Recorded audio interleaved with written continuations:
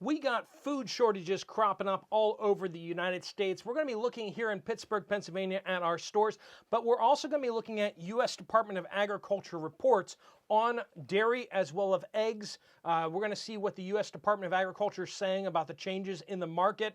We're going to do some things a little differently to get you a bigger, rounder picture of what's going on out there. So without further ado, welcome to the Poplar Report. Let's jump right into it. Before we dive in, I do want to mention over at our side channel, Poplar Prepper. This channel is about news. That channel is about preparedness and prepping and tips and tricks and everything like that, practical stuff. A lot of you guys said you really want more of that. We have an interview with Joe at Survival Living at 1 p.m. Eastern Standard, but the premiere is there, so you can actually save it and you can go over to it and subscribe so that when it goes live, you're ready to watch it. But make sure you are subscribed to that channel over there because that's the backup channel of this channel, and also it's going to have a lot of great stuff coming out, usually a video a week or more. I'm going to hopefully have some more interviews. If you have some ideas of who I should interview, pop those down in the comments down below. Thanks so much. All right, so let's see. One of the things that was kind of awesome to see was egg prices coming down here in Pittsburgh, Pennsylvania. $1.79 for eggs. Last week it was like $2.05. So dropping over 30 cents in 1 week that's good news to my ears. But let's see what the U.S. Department of Agriculture says is what's going on over across the United States. It says New York eggs are 4 cents higher for the larger sizes and 2 cents higher for medium. California and regional prices are 2 cents higher, and then more for larger ones. The undertone is fully steady to firm. Demand is light to mostly moderate, so their demand on eggs is dropping. Offerings are light to moderate, so supplies are light to moderate. That's big deals there. So the reason why we haven't seen egg prices really go skyrocketing is because people have cut back their usage of eggs. So that's important stuff to know. Market activity is moderate. Breaking stock offerings are light to moderate for light to moderate demand. Light type fowl supplies are moderate to heavy. Processing schedules are normal. All right, so that kind of gives us a little bit peek behind the curtain of what's going on nationally about the eggs. That's because demand is down a little bit. That's why we're seeing in some places egg prices coming down a little bit. But that may not be in all areas. Aldi may have just found a better deal. I don't know. Some of our milk issues are continuing, especially the non-milk dairy. I feel dirty just saying that, like your almond milks and your fake milk and stuff like that. Heavy creams, sour creams, we're still having issues there, things missing here and there. We have a U.S. Department of Agriculture report on dairy a little more towards the end of this video, so you'll want to stick around for that. Also, in the next day or two, we're going to come out with a report based on Cisco. Cisco is a food delivery and food service supply chain company, and they really have their finger on the pulse of what's going on out there, what's short. And they actually put out some reports to restaurants, restaurant chains and stuff like that, supermarket chains, to let them know kind of what's going on in the market. I'm going to do an actual dedicated video to that where we're going to look at what's going on out there in the market according to Cisco. What items are short, what fresh fruit, fresh vegetables are short. If that sounds interesting to you, definitely check back for that. I'm not sure if it's going to come out this afternoon or whether I'm going to shoot it tomorrow or something like that. But okay, cream cheeses. We had the cream cheese recall, so it's not all that weird that we're seeing some cream cheese items. That whipped cream cheese down here, that was one of the recalls.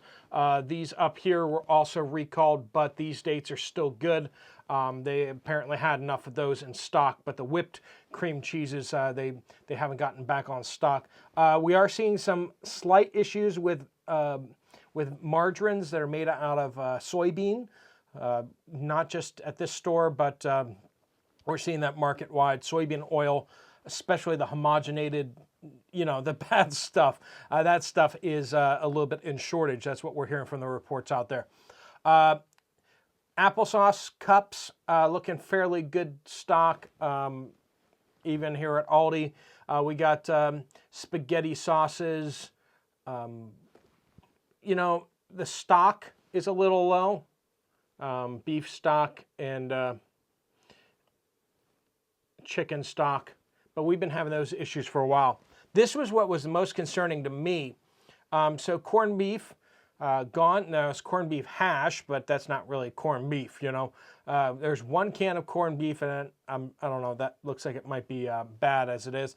And then there was 4 cans of luncheon meat. That's their version of Spam. Those are actually quite affordable. And they taste pretty good too. Not as good as Spam, but you know, tastes pretty good. And just noticing how much that actual canned ham and canned beef was low was important to see. All right, we got our Mexican section. Last week they were really short on tortillas. This week they were restocked on tortillas, so I'm going to write that off as not that big of a deal. Salt, that's not great, but they did have salt, so later in the day they may have run out of salt. Aldi only carries the iodized salt. They don't carry the plain salt. So olive oil, of course, is in shortage nationwide, so it's not surprising to see some hiccups here and there with especially the extra virgin olive oil. That is going to be a bit harder hit than even the regular olive oils, the cooking oils, because a lot of those are cut with canola oil and soybean oil and that kind of stuff. So extra virgin olive oil is supposed to be as pure as it gets, but of course you can't really fry with it very well unless you keep the temperatures really, really low. Puffed sugar, aka marshmallows. Some of them were not well stocked.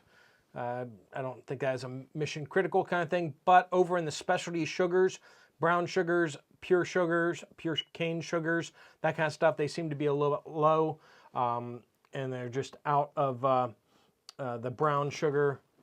But it is on sale, so maybe that has something to do with it. We'll keep our eye out there. We haven't seen too much issues here in Pittsburgh, Pennsylvania with that. Some of the cheeses, not fully stocked. We do want to thank our sponsor, Genesis Gold. A lot of you guys have heard about them. You kind of know that they're about IRAs, 401ks. There's the number right there on the screen, so if you want to pause it and give them a call and just ask them some questions. It is the weekend, so that might not work so well, but if you want to check back on Monday or screenshot this or something like that, or write down that phone number and give them a call on Monday to ask some questions. I know some of you guys are like, I don't want to give them all my information. Well, this is the way to do it. Just call the phone number, have a chat with them, see if it might be a good fit for you before you give them your information. See if you like them before you do that. That's a good way to do it. Make sure you mention this channel though, because if you do, they do waive the setup fee. If you don't, they don't waive the setup fee. All right. There'll be a link at the end of the video for you to give your information for them to contact you though. Okay, so I didn't go to Walmart this week. I went to Giant Eagle. Giant Eagle is a regional grocery chain. It's kind of a little more upscale. So as we go through here, we're going to expect to see all the shelves fully stocked, because they charge a lot more at this store. That's why I don't ever go here. But I was driving past it and I was like, you guys always kind of asking me to look at other stores. I had not seen them put in all these self-checkouts. So even at the high-end stores, they've added all these self-checkouts. So as you can see, their salad dressings quite well stocked. Vinegar was not as well stocked as I would hope to see, but I mean, you still see the night and day difference between this as well as Walmart. Some of you guys, you go to grocery stores similar like this one, and you're like, I don't see any shortages. Well, if you go to richer, more expensive stores where they charge you a lot more, yeah, you might not see the shortages, because the shortages are going to show up at the discount stores. They're going to show up at the cheaper stores, because the more expensive stores, they can just afford to pay more for the product, and then they'll just pass the cost on to the consumer. You're paying a premium for them to have fully well-stocked shelves and to have a lot more variety, whereas the discount stores, you're not, right? Some of the rice was missing too, so that just looked like 2 varieties of rice. And then you see some fronting there on the far left, the generic rice there. So not a big issue, but not great. These are baked beans. Sorry, it's a little blurry. But baked beans, you know, fairly well stocked, not fully stocked though. We had tuna. There's some missing patches here and there of tuna. We've been kind of seeing that too over at the other stores like Walmart. Some varieties are kind of spotty right now. I think they're having some supply issues with that. We've had some big recalls on tea, so not super surprising to see some issues here in tea as well. Tetley is fronted up there. They have 3 boxes, but they have a whole shelf there. What's up with that? They're also missing a few varieties here and there. Spaghetti sauces, again, certain varieties of certain brands. Those brands may have bought that shelf space and they may not be able to put anything else in there. Olive oil looked actually very well stocked. So, you know, you can get it if you're willing to pay for it. That's, I mean, that's shortages for you. The wealthy people who are willing to pay for stuff, they're always going to be able to find it. Like, we never run out of stuff, really. It just gets so expensive that it's as if we're out of it, right? Or if stores refuse to raise the prices, then they can't stock it because they can't afford it, right? But if you're willing to pay for it, you can basically find it, right? I did not know Dunkin' Donuts makes its own syrup. That's interesting. So some of these syrups are kind of down. Of course, snacks and chips and all that kind of stuff like that, fully stocked. All the junk food is always seemingly in stock. Some of the frozen potatoes, not looking so great, but by and large, I mean, it's a nicer store with really good stocking, and you see a couple outages here and there. Mostly they're just certain varieties of brands, not the big stuff, not the name brand stuff, or even generic versions of you know, that are high traffic items. We're just seeing like low traffic items. Okay, so let's look at dairy here. We got the sour cream is not fully stocked in there, and we got sour creams and everything like that, mostly stocked, but like Daisy's a little light. Let's see what the U.S. Department of Agriculture has to say about the dairy section. So dairy market news customer inquiry. So we're seeing butter up 7 cents over the past week. Cheese, we're seeing them coming down slightly, 3 cents for the weekly average for barrel. This is wholesale prices, right? Blocks down about 6.5%, 6.5 cents per. We're looking at pound there, I believe. Non-fat dry milk, we're seeing that up 0.1% or 1%. Dry whey, of course, up a tiny bit. But domestic butter demand continues to vary from steady to strong across the country for both retail and food service, especially into holiday weekend. Industry participants note cream volumes are comfortable and generally available. Okay, so we're seeing for butter, things look pretty good. Butter production is mixed, with some plant managers conveying scheduled downtime in connection with the holiday. So we may see butter tighten up a little bit.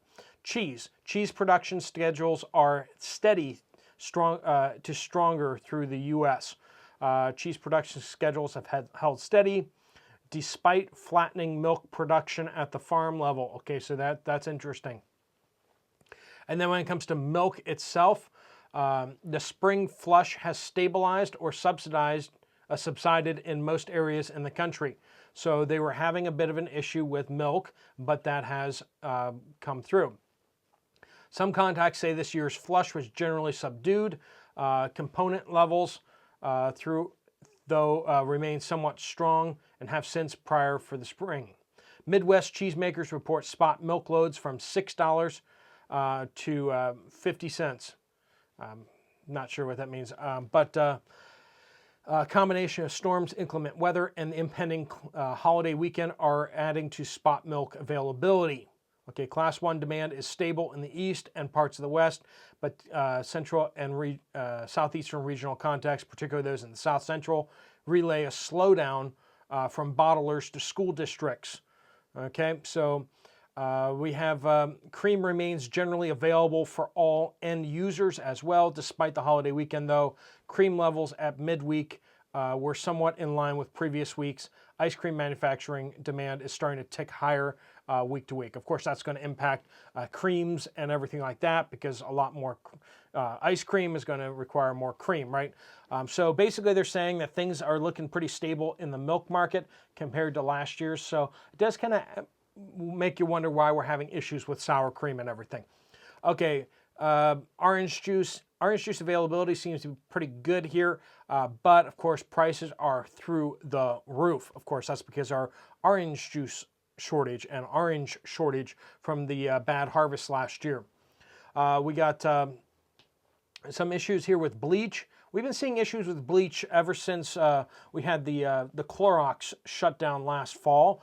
We've just been seeing kind of ripples continuing to happen throughout the market. Nothing super serious, but we are seeing those things. If you have an update you'd like to share with us, make sure you use the word update in your comment on this video or any video on this channel, and we'll get back to updates tomorrow morning like we normally do. Thanks so much for watching. Check out Poplar Prepper channel for the interview this afternoon with Survival Living. Otherwise, I will see you guys later. Steve Poplar of the Poplar Report, out.